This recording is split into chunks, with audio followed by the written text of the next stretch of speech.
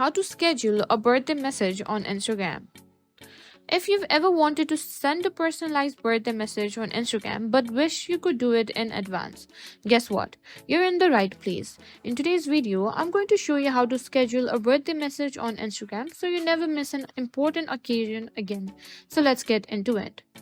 First things first, make sure your Instagram is up to date to the latest version. To do that, go to App Store and search for Instagram.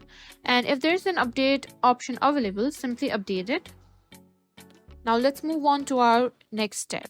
Open Instagram and make sure you're logged into your account. Now head over to the Messenger chat and choose a chat where you want to send your birthday message to.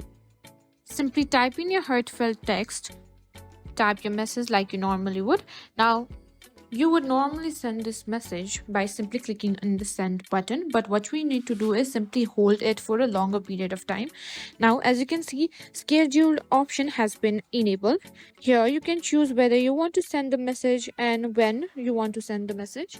You can choose the time period, whether you want to send it tomorrow, today, or whenever you prefer. Simply choose the accurate time when you want to send the message to.